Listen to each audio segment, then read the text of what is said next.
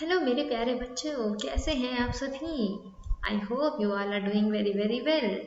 So welcome to our channel Crisp Biology. So what about this channel? This is very very new channel, right? So we all know that biology is our life, right? We all are a part of biology, even our nature, insect, birds, right? So everything is biology. So in this channel, what we are going to do, we are going to learn about very very interesting facts about the biology. All right सो कैसे करेंगे हम इस biology को याद? ये तो बहुत ही मुश्किल होती है, टफ होती है, बहुत रट्टा लगाना पड़ता है ना, डायग्राम्स बहुत बनाने पड़ते हैं. सो ऐसा हम नहीं करेंगे, हम इसको लर्न करेंगे बहुत ही इजी वे में, ताकि आप लोगों को समझ आ सके कि क्या है रियल लाइफ में हमारी बायोलॉजी. सिर्फ और सिर्फ रटने से काम नहीं होता है ना, हमें उसके बारे में अच्छी खासी नॉलेज होनी चाहिए, कंसेप्ट पता होना चाहिए. तो इसी के साथ शुरुआत करते हैं आज की पहले लेक्चर की तरफ. हम बात कर रहे हैं बायोलॉजी की, तो सबसे पहले हम किसकी बात करेंगे? Any idea, anyone? All right, so सबसे पहले हम बात करेंगे हमारे सबसे फेवरेट चीज की, जिससे कंप्लीट बायोलॉजी बनती है, that is the cell. Right, क्या है ये सेल? बैटरी वाला सेल? जेल वाला cell? No. Right, what is this then? This is the smallest entity. Smallest entity? What is this? So it is the smallest entity, यानी कि एक ऐसी छोटी इकाई जिससे क्या बना है आपका, that makes up an organism, है ना. तो क्या बना रहा है ये आपका? ऑर्गेनिज्म को बना रहा है. अगर ये ऑर्गेनिज्म को बना रहा है, यानी इससे छोटा हमारे पास कुछ है ही नहीं. क्या मतलब है इससे छोटा हमारे पास कुछ नहीं है? अभी आप लोग बोल देंगे जिनको पता है कि we have mitochondria, nucleus, etcetera and etcetera, but उससे हम स्मॉलेस्ट नहीं बोलते. ऐसा क्यों? देखो, जब हम घर बनाते हैं, है ना, आइए सब सब लोगों ने देखा होगा घर बनते हुए. तो घर बनाने के हमें क्या चाहिए होता है? हमें चाहिए होते हैं कुछ ब्रिक्स, है ना. और ब्रिक्स को हम ऐसे अलाइन करके क्या बना लेते हैं? घर बना लेते हैं, राइट.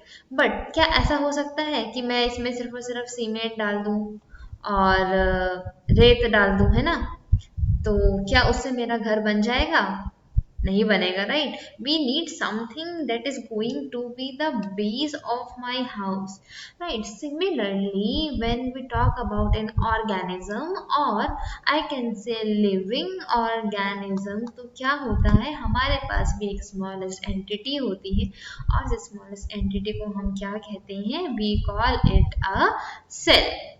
ठीक है, आगे बात करते हैं कि सेल को ही हम क्यों बोलते हैं स्मॉलेस्ट एंटिटी. देखो, सेल जो है हमारा, उसके अंदर बहुत सारी चीजें हैं. कैसे? इसको हम कहते हैं fundamental unit of life. Fundamental क्यों कह रहे हैं? बिकॉज ये स्ट्रक्चर वाइज भी हमारा बेसिक यूनिट है एंड फंक्शन वाइज भी. अगर मैं सेल के अंदर जो कुछ भी है उसको मैं अलग अलग कर दूं, तो उनको बोलूं भाई तुम परफॉर्म करो function and then make up an organism, they won't be able to do that, right. But if we talk about the structure, तो अगर उसके अंदर जो भी हमारा, लेट अस से any of the material is present in that, अगर हम उसको अलग अलग कर दें, तो क्या वो एक ऑर्गेनिज्म बना सकते हैं? तो वो भी नहीं बना सकते हैं. देखो, जैसे एक छोटी सी स्टोरी आपको सुनाते हैं. सबसे पहले लाइफ कहाँ ओरिजिनेट होती है? पानी के अंदर ओरिजिनेट होती है. किस तरह से ओरिजिनेट होती है? हमारे पास होते हैं बहुत सारे छोटे छोटे छोटे छोटे केमिकल्स प्रेजेंट होते हैं. ठीक है, ये सारे केमिकल्स क्या करते हैं? आपस में ग्रुप बना लेते हैं, और लेट सपोज ये किसी चीज के अंदर पैक हो गए. नाउ ये जो एक मेरा बंडल बन गया है जिसके अंदर ये पैक हो चुकी हैं, ये सब पहले अलग अलग फंक्शन करते थे. ये हमारा न्यूट्रिशन का काम करता था या डाइजेशन का काम करता था, है ना.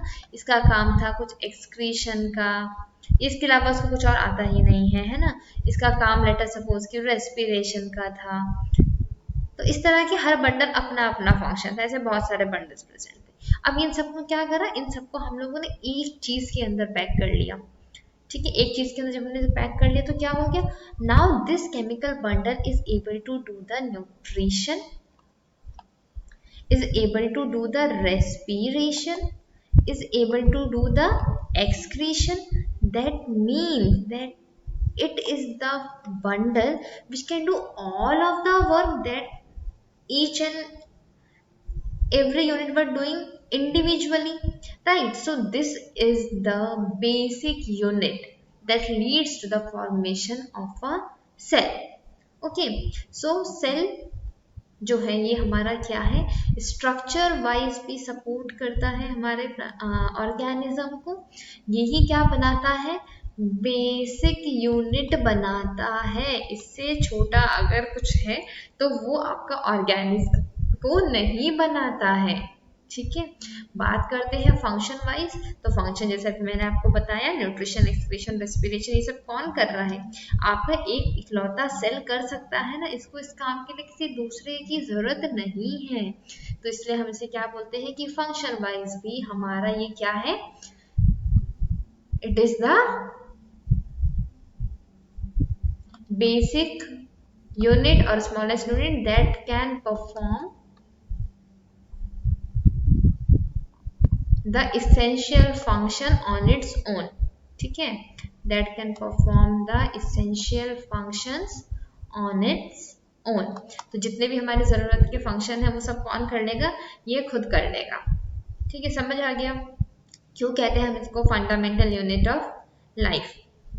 ऑलराइट, सो आज की क्लास के लिए इतना ही रखते हैं, because this is a crisp biology है ना, ज्यादा याद करेंगे तो सैचुरेशन आ जाएगा। तो ऐसे ही छोटी छोटी वीडियोस आप लोगों के लिए लेकर आया करेंगी on our channel crisp biology, ताकि आप हर कंसेप्ट को समझ सको in a very short span of time, है ना। It was very quick time. Okay, so I hope you like this video, you understand why हम क्यों कहते हैं सेल को स्मॉलेस्ट एंटिटी। उससे छोटा हमारे पास कुछ है नहीं, वही क्या है, हमारा बेसिक सपोर्ट है ना, उसी से हमारे सारे ऑर्गेनिज्म बनते हैं। It is able to do all the necessary और essential functions on its own. उसके लिए से किसी बॉडी की जरूरत नहीं है, ये किसी और पे डिपेंडेंट नहीं है। Alright, so I hope you like this video. Please do like, share and subscribe, and do watch out our new lectures that will be uploaded very soon.